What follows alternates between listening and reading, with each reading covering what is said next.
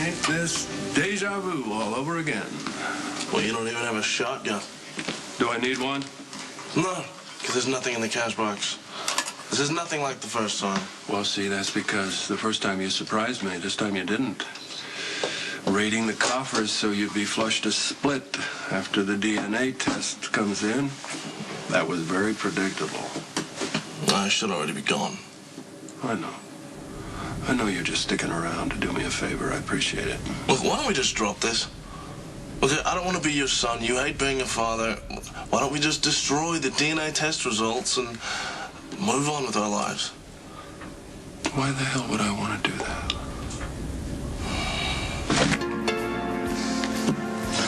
Why do you even care if I'm your kid or not? Oh, we've been through that, Junior. You hate being a father. No, I hate the traditional concept of fatherhood. The idea that a father is supposed to dole out discipline, teach responsibility, and be an unerring role model. Yeah, that pretty much covers all of it. I love my kids, but I want them to be who they are. I don't want them to be who I want them to be or anybody else wants them to be.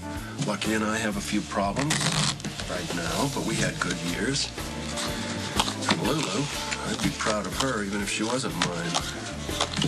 But why do you care so much if I'm yours? Honestly?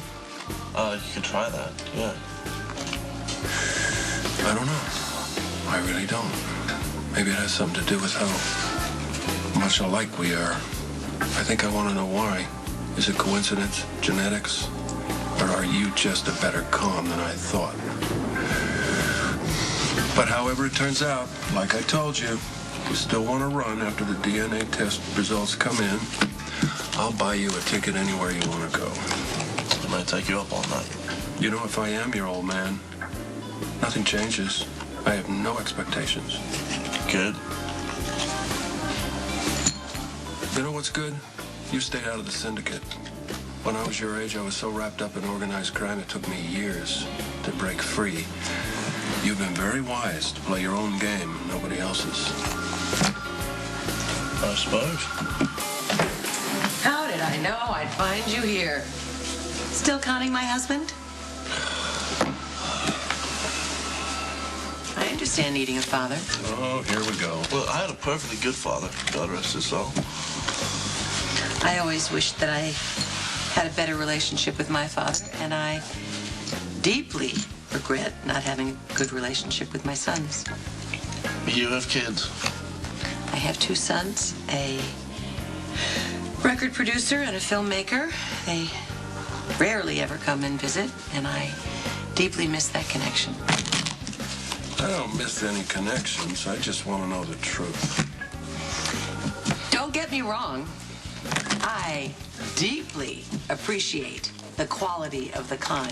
You and Holly are exploiting an emotional need that the victim claims not to have. Brilliant. All right, look, I fold. What do you mean you fold? I'm sick of being accused of something I didn't do. Okay, I've told you why I'm here over and over again. And I don't want you to be my father. I don't want to be your son. If you don't want Luke to be your father, why didn't you leave? Why did you take the DNA test? And why are you sticking around for the results? Look, I plan to leave tomorrow. Okay, after we figured out what's what, but Luke isn't cooperating. By that, he means that I cleaned out the cash box before he could pocket the proceeds. You need a little cash to leave town? Look, I promised Luke I'd stay. Okay? If you don't want him to be your father, why? Because he's been damn decent to me. Okay, and before he got off on this whole father kick, I actually liked him. Thank you. Why can't you see? He's playing you for a fool. I don't feel like a fool. Okay, Luke, if you want to give him your money, be my guest. Just you make sure he does not get his hands on mine. Isn't my popsicle beautiful when she's cranky? She's right, though. I mean, I show up out of nowhere. I steal from you, your family, anyone else who looks like a good mark.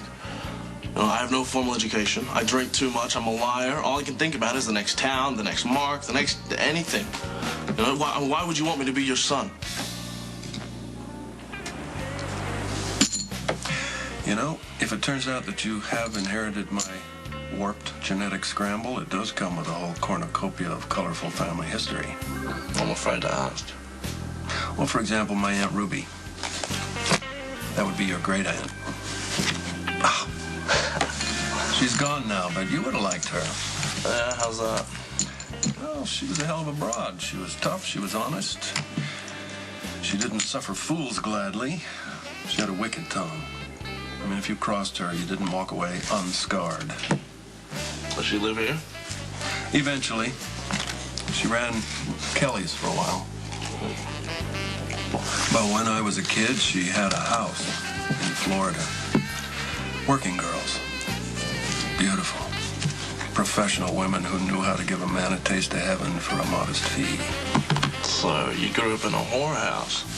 Yes, Junior, I did. I'm very proud to say.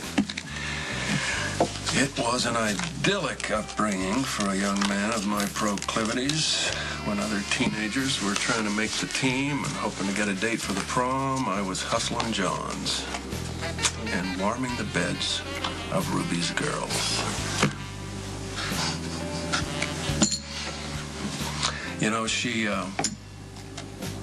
made a mean bowl of chili, among other things. I mean, it took no prisoners, and and she was just an amazing woman. You know, when I sent Lucky across the country alone, I sent him to Ruby, because I knew if he could get to her, she'd take care of him just the way she took care of me. And that is what I call family. Lucky seems pretty upset with you right now. You know, he's pretty messed up, really. This uptight, upright citizen thing doesn't suit him. He was not raised to be a cop, raising other people's children. And one day, I'm afraid he's going to wake up and realize that he's caught in a dead-end life. So I'm more the son you had in mind, I take it. It took me 2 heart attacks, but I finally realized I'm not going to live forever. And I'd like to leave something behind, apart from 2 angry, disappointed kids.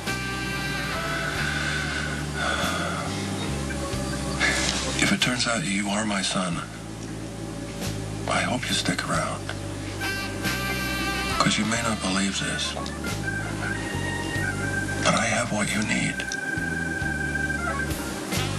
And if I'm not your son, should I still stick around?